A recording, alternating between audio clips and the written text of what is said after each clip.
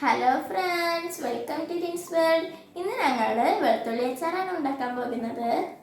അപ്പോൾ നമ്മൾ ഇത് ഉണ്ടാക്കാൻ വേണ്ടിയുള്ള ഐറ്റംസ് വെളുത്തുള്ളി, പിന്നെ ഇത് ഇഞ്ചിയും വെളുത്തുള്ളിയാണ്. ജസ്റ്റ് ഒന്ന് 2 വെളുത്തുള്ളി ചതച്ചിട്ടെന്നേ ഉള്ളൂ ഇതിൽ. പിന്നെ മുളക്, വിനാഗിരി, ഉലുവ, കടുക്, കായപ്പൊടി, നല്ലെണ്ണ. അപ്പോൾ അത് ഉണ്ടാക്കാൻ തുടങ്ങിയാലോ? അപ്പോൾ ആദ്യം തന്നെ നമുക്ക് ഒരു കയ്യിൽ നല്ലെണ്ണ ഒഴിച്ചു കൊടുക്കാം. ഇപ്പം നമ്മുടെ ചീനച്ചട്ടി ചൂടായിട്ടുണ്ട്.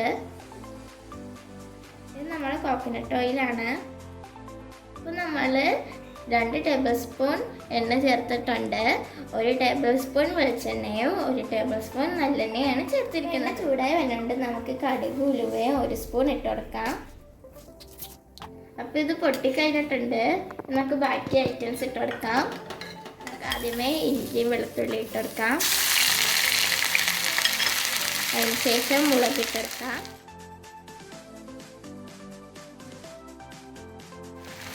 ഇനി നമുക്ക് വേപ്പില ഇട്ടെടുക്കാം. നമുക്ക് പൊടികളൊക്കെ ചേർത്തെടുക്കാം. 4 സ്പൂൺ മുളക് പൊടിയാണ് ചേർത്തെടുക്കുന്നത്.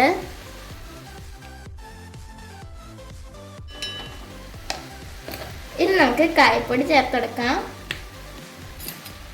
1 സ്പൂൺ കായപ്പൊടിയാണ് ചേർത്തെടുക്കുന്നത്.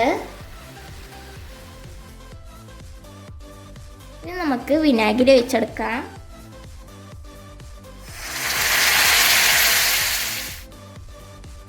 3 സ്പൂൺ വിനാഗിരിയാണ് ചേർത്തെടുക്കുന്നത്.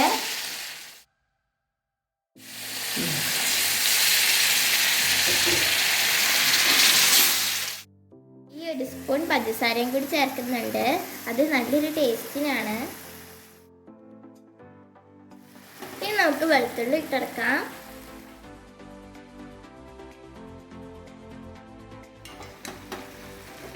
ഇനി നമുക്ക് നന്നായിട്ട് മിക്സ് ചെയ്തെടുക്കാം.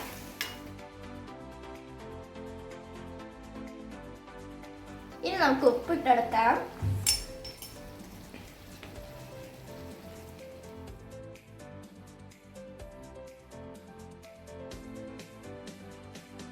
ഇനി നമുക്ക് ഈ ഒരു സ്റ്റേജിലാകുമ്പോൾ ഓഫ് ചെയ്യാം. വെളുത്തുള്ളി അധികം വെന്തു പോകാൻ പാടില്ല.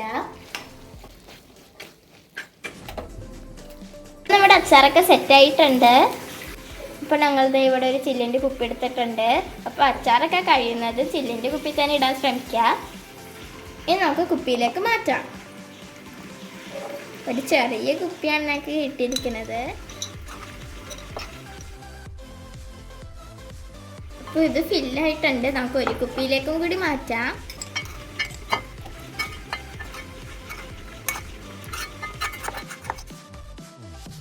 രണ്ട് കുപ്പി നിറച്ചുണ്ട്. ഇപ്പൊ നോമ്പൊക്കെ അല്ലേ, അപ്പൊ ജീരകക്കഞ്ഞിയുടെ കൂടെ കഴിക്കാൻ നല്ല ടേസ്റ്റ് ആയിരിക്കും. നമുക്കിതൊന്ന് വൃത്തിയാക്കിയിട്ട് മൂടി വെക്കാം.